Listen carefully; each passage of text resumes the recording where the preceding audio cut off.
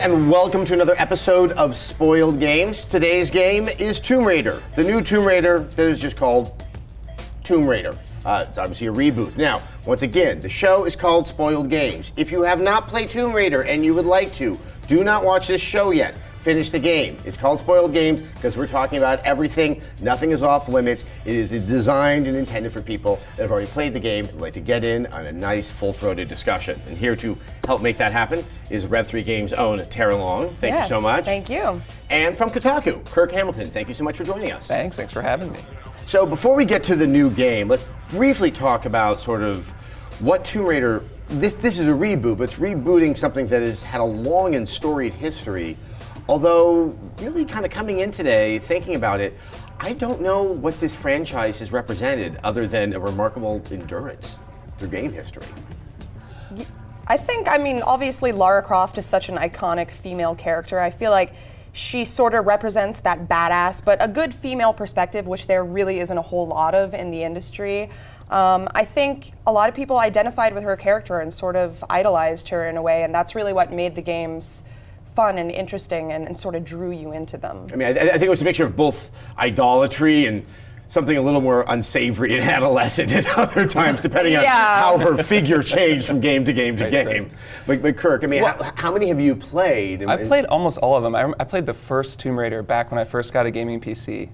And it's funny because looking back at that game now, we put a lot onto Lara Croft, I think, as a character. That game was really simple. The story, there was almost nothing to it. There was Croft Manor, you could go around her house, but it wasn't like, there wasn't this big backstory. We didn't know a lot about her. She was just kind of this badass, thrill-seeking, hot chick who like went to tombs. Hot insofar as how many, all 8 polygons could represent hotness back in the original one. And I think really what stands out, I think we've forgotten, is that the original Tomb Raider was a full 3D world, which was very uncommon, especially sort of on the PlayStation. I think that was ahead of the launch of the N64 that really thrust game design into, hey, I can move in any direction possible. Right, well, any direction on the grid, right? It was a very... yeah, you're right. That changed a lot, as those games went on. But with that in mind, going to the reboot, I mean, I think one of the key things they attempted to do is really reinvest the character of Lara Croft with something that was more than just iconography, and into something that was a character. How did you react to her? I mean, I found it jarring in the beginning. So I'm like, this is a different Lara. Yeah, it really is. I feel like they've made a lot of efforts to humanize her, and it worked in a lot of ways. I mean, the story isn't, groundbreaking or anything, but her character is played well, and she's sort of believable. Other parts of the game, maybe not so much. But I think, I was sort of very welcoming to this. I thought it was a really fun game, even though I had problems with it. Yeah, I thought it was a smart call to sort of clear the whole slate and start over, especially because if you've played a lot of these games after the first Tomb Raider leading up to this, the Crystal ones and the ones they didn't make, there's this sense that they're grafting all this extra lore and crap onto something that wasn't initially designed to support it. Yes. So you kind of get this. I mean, the Underworld is actually a really smart game. It has great puzzles, these amazing, huge puzzles, but the story is easily one of the worst video game stories I've ever played. There's like her mom, like this zombie mom coming back from the dead at one point, just out of nowhere, and like she has an evil clone. It's crazy, and I remember playing it and having no idea what was going on. And the decision to say, okay, look, we're just gonna totally start over. Lara Croft is what's important, and we're gonna put her on an island, and we're gonna build this whole thing from the ground up, kind of made a lot of sense to me, I think. And I like the fact that they started her off as a naive. She's a young student, there's the eagerness. I found her borderline annoying, like I do most recent college graduates. I laughed out loud at some of her lines there. Look, anything that's not me or Sam, shoot it. My little bird, this isn't goodbye. I'm not going to say goodbye. And the fact that kind of eagerness gets this entire ship worth of people into a lot of trouble. And then that it did, whether or not it was an effective transition, it at least allowed for the sense of transition from who Lara was probably going to be in life into the kind of more cold, more hard-ass character that was demonstrated in the older games, but I think a little bit more deeply here in this Tomb Raider. Yeah, I kind of felt the same way. I mean, I thought it was interesting that one of the kind of most important, interesting things about the game was how vulnerable she was. And as a character, I think it's not something we see very often. in games, and we're starting to see it more and more, is the idea of a believably vulnerable person who isn't like weak or sort of, she's not disempowered or anything. She's just freaked out, because we would be too. And it made me really empathize with her. I mean, I mean, it was probably the reason the game was so effective for me, was because I really felt like I felt for this character. I understood who she was. The digital performance was really convincing. See, I kind of feel the opposite, actually, because the story was so, I don't know, it just felt so contrived to me, and I didn't feel like I identified with her at all. And I know I was supposed to, but I just, maybe it was the dialogue or something that sort of turned me off a little bit from that. What drew me in was sort of the whole like mythical aspect and like the story that sort of develops later on in the game when you start finding all these crazy areas and twists and stuff. Like that was really the part of the game. Like in the beginning I was sort of like, okay, this is fun, I'm getting into it, but I don't really identify with her character at all. And then more towards the end of the story I was like, oh my god, what's happening next? Like I had to find out what the ending was going to be. I mean, yeah, there was that growing mystery, like why does like an extended Manson family, just of men, seem to be hanging out on this remote island that has a natural disaster every 15 minutes? Yeah. But you know, heading back to the beginning, what I noticed, and I know it involved a lot of the QuickTime events that you took issue with, but at that moment, for that first half hour, less so much as the character of Lara, it really played up the idea that this is not a video game hero yet. That, you know, this is what would happen to pretty much anybody under some fairly adverse circumstances. You know, I'm suddenly strung upside down. There's a lot of dead bodies, and there's a crazy bearded man that's crawling after me. Playing through that introductory sequence is really a very interesting tutorial in general. I played through it a few times. I was testing out the PC version to test out how the QuickTime events, which are a disaster on PC, if you ever tried to play them, they like, didn't even work. But it's really cool how it mixes sort of a lot of things together. And it is kind of very QuickTime event-y and sort of, there are some are more effective than others. When she's crawling, I thought was really cool, where you're like grabbing the triggers and she's crawling and out. the QuickTime events that, you know, I usually get really frustrated with them, especially if you go back to some of the Resident Evil games like 5, where all they're doing is highlighting that the controls of the game can't accommodate cool things. In this case, I felt they were a little bit more embedded in the narrative to just give the closer to something like in Heavy Rain, like half the time, where you're trying to sort of feel the tension. Half the time the climbing ones are really the only ones where I felt that way. Like you're really where the wolf scrambling is attacking you, and you have to do literally 5 QuickTime events in a row. That's when I was like, oh, it's too much. Well, it was also interesting that in that instance is one of the 2 times I think that the animals present danger, and then it's just bunnies and bulls. I mean, wolves can attack you later on, but this actually brings up a point that I thought, which was that there seems to be sort of like a harsh line, maybe around like 3 hours into the game, where it sort of feels different. The QuickTime events taper off. So you realize survival isn't actually necessary to the game at all, so you pretty much abandon it. It just takes on a bit of a different feel, I think. You know, it's back in November, I got a chance to play that first sequence up to when you get to the radio tower. Yeah, me too. And in doing so, you kind of open up the game world quite a bit. And I agree. It almost felt like that was made well before the rest of the game. It felt like a vertical slice. Yeah, or like it was designed to show off to people at trade shows or something, like which is funny because I feel like if you're going to show stuff off, don't make it QuickTime events, you know? Like, don't litter it with that. Yeah, I mean, I think it's... But maybe people were familiar with that, you know, because it's Tomb Raider, and that's what Well, it was also, it probably was the most effective sequence of the game to show that they had really sort of changed and rebooted the look. It had a whole arc to it. Although I agree, you're not necessarily serving what the gameplay is going to be like, which we'll get to in a second, but I think we all found rather satisfying.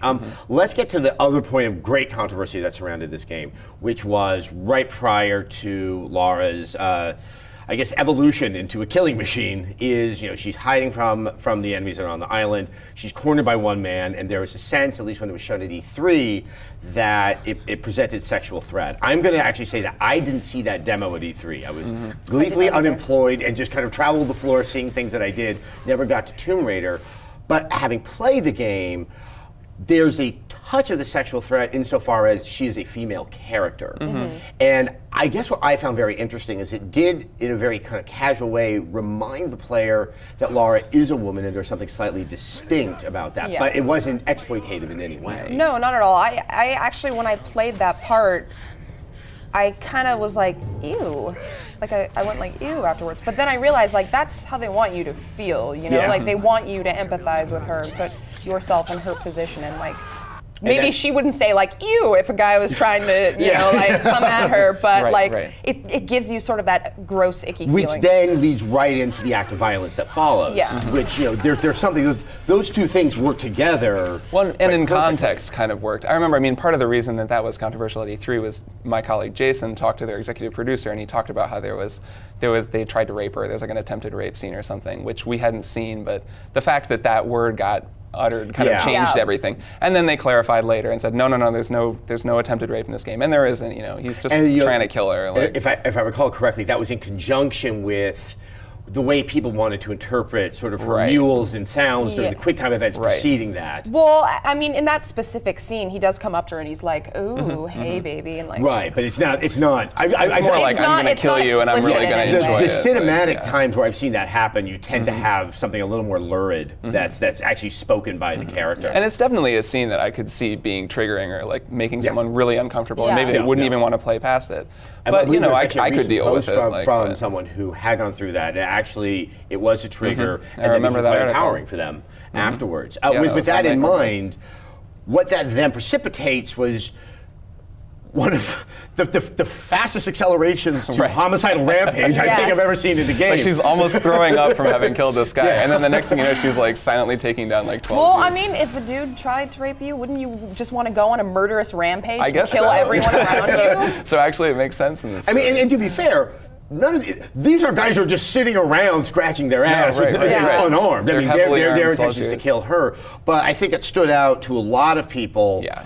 I think for that first hour, once it becomes kind of the norm, you just kind of settle into the normal rhythms of a video game. But it does start to, I think, really present that question. Let's just say the word now and hopefully never say it again for the rest of the show. Ludonarrative dissonance. It's there, we did it. Right, we threw it out there. But because they were trying to ground it more, they're trying to develop her character a little bit more, and it was working in the beginning, were they ever going to not have that moment of uncertainty about how this just happened at such an accelerated rate? I played that same demo, that preview, and it definitely goes from her being terrified and unarmed to having a bow and fighting wolves to fighting the one dude to fighting like 6 dudes to fighting like that whole like phalanx of dudes with like a whole armored dude and then all the other dudes and then climbing the tower, and it's like definitely this ramp up. And I asked Noah Hughes, the creative director, about that, because I was like, well, you've got this, it's the same Uncharted problem where like Nathan Drake is this everyman, but then he's like blowing away dudes after dudes after dudes. And so how do you solve moving quickly? And he was basically just like, we're making, this is what's expected. We're making what's kind of going to be expected in an action adventure video game. Like this is just sort of what we're working with. How do you fix a problem like that without padding the game's length? Right, Or making it completely different. An AC3 beginning where we're going to go through a lot of nothing. Right. I think the one distinction, because obviously there's a lot of comparisons to be drawn between this game and the Uncharted series, that there's enough of the Indiana Jones cartoon in Uncharted that somehow I think the mass murder goes down a little more easily. There are definitely still parts they work so hard on it doesn't having work. a recognizable character in Lara. It's like, okay, this is turning into Death Wish or MS-45. Well, what's surprising is you talked a little bit about how the survival stuff goes away, and really to think about things they could have done differently, which is kind of fun, they would have had to make a pretty dramatically different game if they didn't want you to be, fighting like armies of soldiers. But if they had leaned on the survival stuff a little bit more, like kind of how they did in Far Cry 3, having more hunting, having it be more involved, there could have been a lot more game there that wouldn't, where she's hunting wolves or doing stuff, that would have still been really fun and, use the environments more and kind of I feel like they could have added way more tombs also. Well, sure. Like there weren't that many. Yeah. After a while, I would forget that I was playing a Tomb Raider game after a while. And to your point, I saw those opportunities there, but having also just played Far Cry 3, a game I quite enjoyed, but there's so many ancillary things you can do that it doesn't serve the narrative because you're pulling yourself out of it for so long. And whether or not the story works, which I think we're about to discuss, they did make it a story that I could stay in pace with and follow and kind of get invested with. Right. So with the idea of kind of where it goes, okay, there's crazy men who are revering the long dead empress that ran this island. They don't really want to be there or revere her, but the only way they seem to be able to get off the island.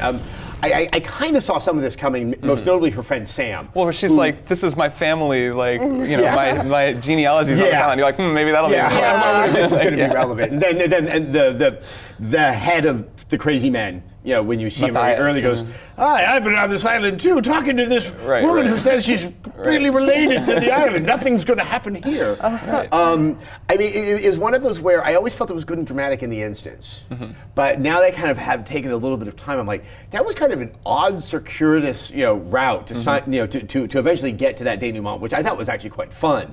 But yeah, I wanted to hear your thoughts on sort of how that story works as a whole. You know, there's always going to be some kind of paranormal thing in a Tomb Raider game. It kind of always goes that way. Like first she fights wolves, and then she fights regular dudes, and then she fights some kind of monster. I actually liked that it didn't become too supernatural. Yeah, same here. You're like fighting these giant Atlanteans or something in the first game. Did you think you were going to fight the spirit or some materialized spirit? I was worried that there was going to be some ridiculous boss battle. Actually, yeah. I mean, I guess that would have made more sense than just armored dude or something. Yeah, you know, like well, there was big armored dude who you kept on seeing throughout the game. Yeah. I do wish there was some degree of explanation as to how he came about. Right. I mean, all the rest of the undead soldiers look like, okay, they're man-sized, so I can. They change a lot also over the course of the game. Like I feel like the enemies get harder as you go along. Yeah. But also the cult aspect. That was the part I really got into, was realizing that these aren't just kind of. They're not really in love with this god, and that it's really reverence and fealty born out of necessity, which that was a really interesting twist. Oh, I thought so. That blood like cave or whatever, that was so awesome. And the way that they're taking new conscripts and just putting them in cages and letting them go just stark raving mad. That was one of the. I mean, that's one of the spookier things I've played this year. Well, that whole part. So you got and. I don't know have you guys seen The Descent, that movie? Yes. Oh yeah. And that was the like. So yeah, there are a couple of scenes in the game that are straight up lifted from it. And finally, Rihanna Pratchett mentioned it as an influence. So like the scene where she crawls out at the very beginning, and she straight out of The Descent, from the pool of blood, and that's covered in right. Yeah. Like that's like an iconic Descent. It's like the poster for The Descent. Well, now I feel like it's less cool. Yeah, but it was a cool movie. But I felt it really worked in the drama. Yeah, it was great. The emerging from the pool with stuff. I mean, that has a. You have to go back to Apocalypse Now. Right. Rambo. I mean, I think Schwarzenegger did in every other movie he was ever in. Well, and there's a lot of sort of symbolism there. You know, she's being reborn. She's coming out of blood, and like she's kind of ready to kill. You know, as that story went on, it was interesting where my interest in Laura shifted to sort of the overall narrative. That you know they weren't able to sort of handle a sense of transition and evolution in her. I mean, that's how it ends. She's on the boat, and you get the sense, okay, now she's literally fearlessly go anywhere. Don't they write something, right? It's like a survivor is born. I was like, really? You don't need to tell me this. Like, the fact that like the last thing you see in the game is their marketing for the game that you've already bought and played, like trademarks. I think the cart and the horse completely cross each other in the night on that. Right. Just let her be on the boat and fade out. We got it. Like, but I mean, but it did highlight the fact that you actually pushed me further away, I felt, from the Lara character into kind of, as you were saying, more the sense of mystery about the island and how you're going to finally get a sense of what was going on here. And like with her character, it makes me curious about what thhere they're going to do, where they're going to go from here with future games, because her whole progression system, as much as I didn't really like it and think it was necessary in this game, it sort of worked within the context of the story, because she starts off very weak and then she gets strong over the course of the game. How is that going to work in future games, which I assume will be, in gameplay mechanics, relatively similar to this one. Right, and like, are they kind of, if there is going to be another one, obviously this game, despite selling quite well, was not sufficient to Square Enix's ambitions, but, that upgrade system, which I also agree felt a little bit tacked on and kind of just superficial in terms of what it did. Yeah. So let's get to the gameplay. Let's talk about the fun stuff first, which was the combat. Work. And I can't remember the last time I played a Tomb Raider game and was like engaging with the combat. Yeah, absolutely. I love the bow and arrow, love the guns. I was a supreme collector in that game, so I got like everything. So I got all of the weapon upgrades and everything, and it was just extremely satisfying in a way that I can't quite explain. It's been a while since I've so looked forward to upgrading a weapon, because the idea to kind of give some alteration or kind of reinvigorate the combat settings. I think the one thing that was quite fresh for this game, and I bet has become a standard across other action games, is the dynamic cover. I thought you might mention that. Having just also played the Gears of War game, wow, is it nice not to make mistakes with your button presses. That was one of my favorite things about Tomb Raider. Which I was surprised at. I thought I wasn't going to like it. When I first started playing the game, I was like, really? Like, I can't control when I go Yeah, in the you think cover? you want to have Well, that. I really like I actually like the middle They could have screwed ground. that up really easily. And like, so there are games like Deus Ex and Rainbow Six where you have soft cover, like you use the trigger to stick to cover, but then just let go of it and you pop up. And I love that approach because it gives you control. But actually, it worked really well in Tomb Raider. Like she went into cover when she needed to. I never really felt like I was, out of control. And I agree, Tara. I would have thought that this could have been an unmitigated disaster. That it wouldn't always read. It was always consistent. Or you'd like get stuck behind And stuff. the way that allowed the AI to be so aggressive, because it was moving you out of cover a lot. And those two things played together very well. I mean, there was no stop and pop whack-a-mole experience. And I think a lot of people found the beginning of it very hard because we've been so conditioned not to play third-person action games that way. Well, that's why I was surprised when I heard some people complaining, like, oh, it's just another third-person shooter. It's like, it's fun. Like, why would you not think this is fun? And it's very, very engaging. Like, that's not an insult. It's a compliment. It's a lot of good times, third-person like shooter. there were times so like the level I found like this is mostly based on my memory of the game, but the level design usually involved Laura here and them coming from here, and there wasn't a lot of room for like circular combat. They rarely felt like they were coming from behind me, like unless I'd really screwed up, and then it was like time to get out the machine guns because I always tried to play with the bow. I'm guessing you guys probably did the same thing where you could just kind of pick them off as they came and be really, if you reacted quickly, do that. Once, if you actually got yourself in there, and sometimes you had to kind of deal with softening up the initial assault. Right. And this is what I remember, doing in Shantytown, and then starting to move. Then everyone calms down a bit, and you start to see the AI spread out, and then it's like, okay, now I'm using a lot of cover. When there are those great stealth modes, I mean, my favorite sequence from the whole game is the part when you're in the woods. Like you come out at night. I think it's kind of when she comes out of the cave and it's dark, and there's dudes all in the woods, and you're like hunting them through the bush, and you can take them all. I took them all down silently, and it was awesome. Like it just really felt like this really empowering, like and fun. Going back kind to sort of Batman. where Laura is, I think they could have even emphasized some of the stealth more. Yeah, that was so too. that plays closer to the narrative that she's not a skilled. She shouldn't be that skilled with weapons, but the idea that she could sneak up behind someone and gruesomely, may I point out, take that pitch for another they really didn't. They kind of hadn't built the tools that we would need to play a stealth game. Like we didn't quite have some sort of alertness system or like a detective mode. Or I mean, that existed, I guess, in the game, but it didn't quite work for stealth. And there was just kind of with the soft cover too, like. I wonder if they had the tools in the game to actually make it more of a stealth game, because there were like the sections where you take dudes out silently, but it was very like, here's one guy and one guy and one guy, and then you do this guy and then this guy and then that guy, and like you'll never get seen if you don't let the spotlight see you. I think they sort of did that as in part of their efforts to like sort of keep everything clean and simple. Because notice there was like there's nothing on the HUD. It was completely clean. And so many games that say like you could play it stealthy or you can just run in and shoot everyone. That tends to look, it sounds like you have a lot of opportunity, and then it just kind of feels unexciting in all three forms. I think that once again, it served the game better by being a lot more narrow, by not offering the player that much choice, I guess. That it strengthened, I think, how visceral each instance was. Because I don't know if there was, I think Shantytown stood out for me as my favorite combat sequence, but all of them I was like, this is fun. There's always kind of a next phase of it where I'm like, I can't wait to get back into this and get my bow and arrow out, because stealth kills on the bow is just endlessly entertaining. And that bow in general, I recently wrote a whole thing about video game bows, because bows and arrows are so really in right now. Like every game has a bow and arrow. And Tomb Raider's got the best bow. Like that was my finding, is that it's got, because there are a couple of little things with the way that it controls, like each one controls a little bit differently. The smartest thing about this bow, and this is gonna sound like really like a small detail, but it's so cool. And you probably found this, like that you aim with the right trigger after you hit the left trigger to get it ready, then you aim, and then if you want to put the bow down, you just let go of the left trigger. And then she just doesn't shoot an arrow, which is like exactly what you do with a bow. To figure that out. I mean, it's so intuitive. The game, I finally was like, wait, hold on. I'm trying to switch to a shotgun, and even if you do that, you still shoot it off, and you attack the enemies in the area. Which is like a crucial thing in a game with a bow and arrow, is you've always got to have the button that cancels your shot in case you change your mind.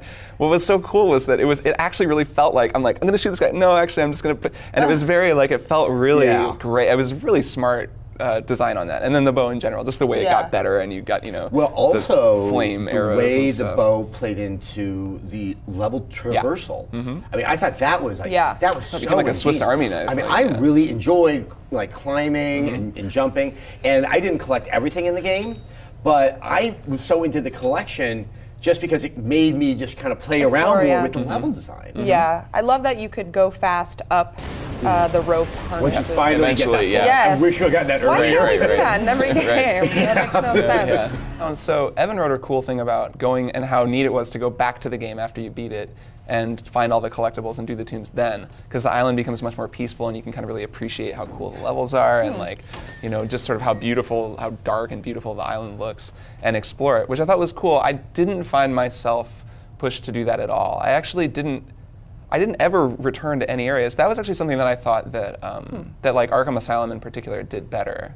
I mean, I did go back because I too loved upgrading my weapons. I just wanted to make sure that I could, you know, get them as cool as they possibly could be.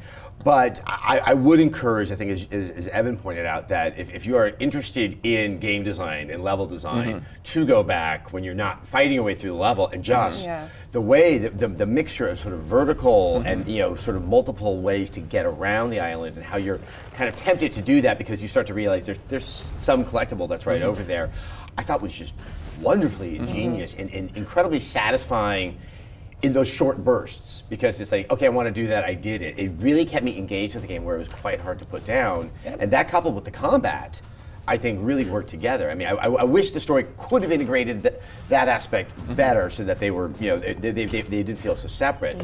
But yeah, I really felt like it worked. Yeah.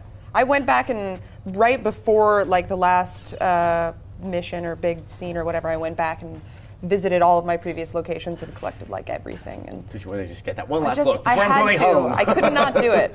It is cool, like a cool character note, how, you know, Laura grows capable of like conquering all of her enemies, and she also grows capable of conquering the island. So you go back to these earlier areas and you're just all up in the area and like, you know, going all these different places and tearing it apart and pulling down walls and getting all the collectibles, because she's become so adept at getting around, which is pretty cool, like to see her do that. Yeah, she's not left behind to have her soul haunt the island, driving everybody else crazy. Yes, the game had multiplayer, but I think we're just going to leave it at that. I can't even remember it. It was that forgettable. But as a single player game, I think we're all in agreement that they did do, I think, a needed reboot and something that was quite compelling, assuming Square Enix gets its act together and realizes that they have something good and they go forward with it. I mean, do you see this franchise truly revitalized? It could have another run at least as long-lasting as the one that preceded it. I'd be really surprised if we didn't get another game. I mean, but I was really surprised by all that stuff with Square Enix and how they were disappointed in this. I mean, this game seems like such a success. Everybody liked it, critics liked it, it sold pretty well. I'd be really surprised if we didn't get another one. I mean, and bummed out, because it'd be great to see what they did with it. I mean, they kind of gave it this big Uncharted injection, and they got rid of some of the puzzle stuff that made Tomb Raider cool. I feel like they could take that and make a sequel kind of like what they did with Uncharted 2, where they kind of really hit it in the sequel. Like, there's a lot of talent at Crystal Dynamics. Like, I really think a sequel to this game could be really, really cool. Or, you know, not, but it'd be neat if it was. I completely agree. I would also be sad if there wasn't another game. I thought this was really fun. I feel like I know it didn't technically meet sales expectations for Square Enix, but I also feel like the development may have been a little bit longer because this was, you know, a reboot, and they were trying new things and taking a lot of risks, and maybe it went through several evolutions before it became what it is now. But now they sort of have this core idea of what the franchise is going to be now, and they have that to build off of. So I'm hoping that, well, also it's good to consider that almost everyone who played it enjoyed it. I didn't read any like horrible reviews of the game, you know. So people received it really well, I think, and I think that just means good things for the future of it. All right, well, it looks like, and I don't think I would have expected this a few years ago, that I'm excited for a game starring Lara Croft. Tara, Kirk, thank you so much for joining us. Cheers. This has been another episode of Spoiled Games. We have many of these, but many other games, including BioShock Infinite and its polar opposite, Aliens Colonial Marines. Highly encourage you to check them out. We'll be doing more of these in the future. Thank you so much for watching.